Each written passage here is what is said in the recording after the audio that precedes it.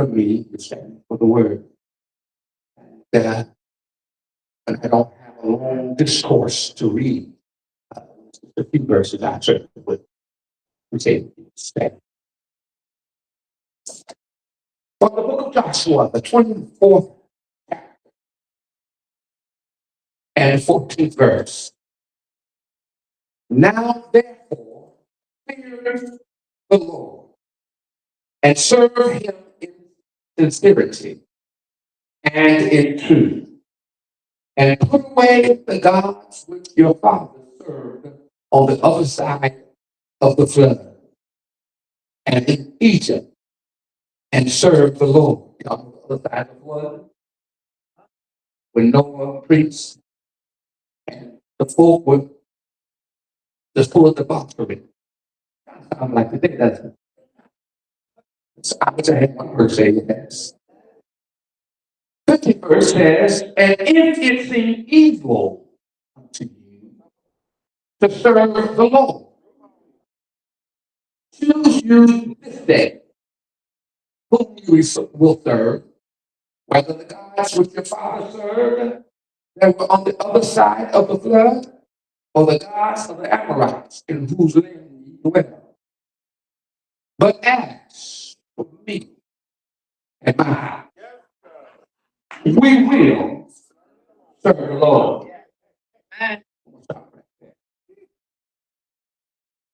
Thank you. The thought that I shall pull from that text. Somebody help me say this. An intentional choice to serve the Lord. You may have your seat.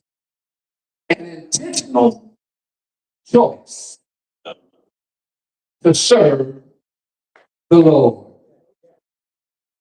Life is about choice.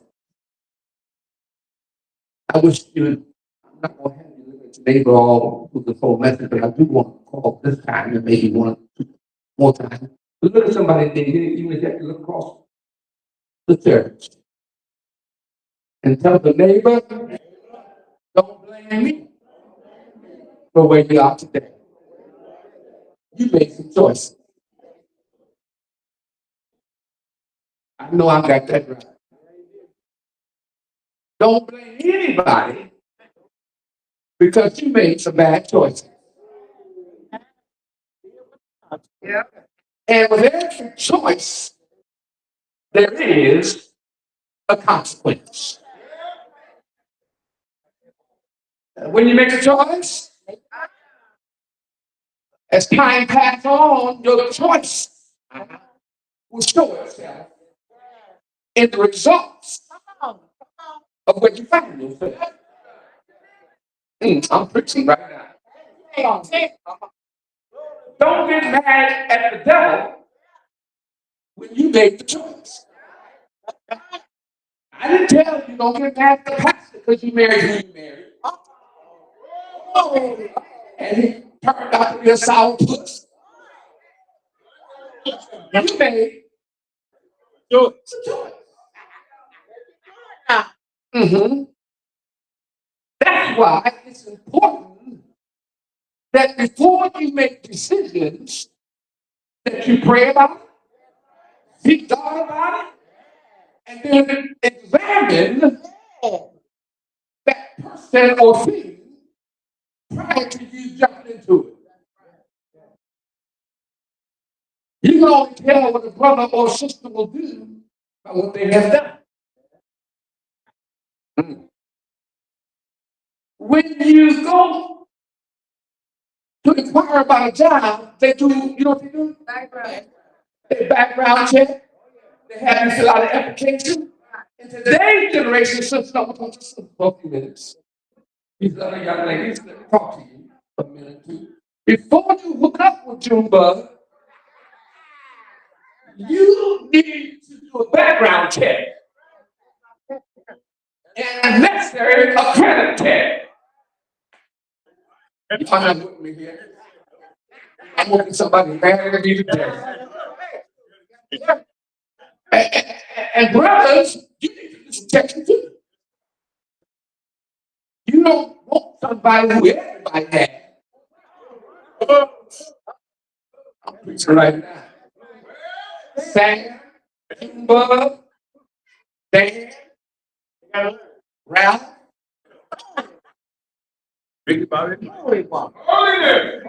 want somebody who's going to hold a standard. I feel like preaching in here. I'm trying to stick my talk here. Because I'm still talking about choices. Yes, sir. We need to make an intentional choice to serve the Lord. Life in its many facets is about choices. And as we embark upon a trip to California from Chicago, how do you know you got many choices? How you gonna travel? What road you gonna take? What interstate you gonna take? The expectation of how long it's gonna be?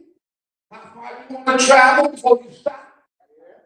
Whether or not you wanna take the train, the plane, the automobile, or whether you wanna walk. But it's your choice. All right. It's your choice. Yes, sir. Now, whichever way you take, it will get you to California. If the road is going that way, some roads are level, and in the wintertime, you don't want to go the upward route. Because you're going to go through Route 80, and you're going to go through the mountains, and in the mountains, there's going to be snow and no traffic. So in the wintertime, your choice ought to be, I'm going the southern route. Go down toward Louisiana, pick up about 10, and take 10 all the way west till I get to California, you probably won't get any snow. But if you go the upper route, the northern route, you might well get ready. I was to California some years ago, and we got to the mountains, they wouldn't even let us go through unless they had chains on the wheel. Because the traffic, because the temperature and the cold and the snow and the ice was bad. So you have to understand that if you're trying to get somewhere, you got to make the right choices to get there. Otherwise, you may be told. Amen. There's a folk in the church who say they love God, but they've been detoured by the choices. By the choices they make. They say they want to go to heaven. But I'm going to let you in on something in case you didn't know this. Everybody's talking about heaven. You can't flip flag your way to heaven. If you're going to heaven, you got to know the right to take. You got to make the right choices. Because heaven is a prepared place for prepared people. Nobody is going to send you to hell. But you will go there if you don't make preparation to go to heaven. If you don't make the right choices, I don't care how much you tap dance across from the church. I don't care how much you preach like Paul. You might sing like an angel.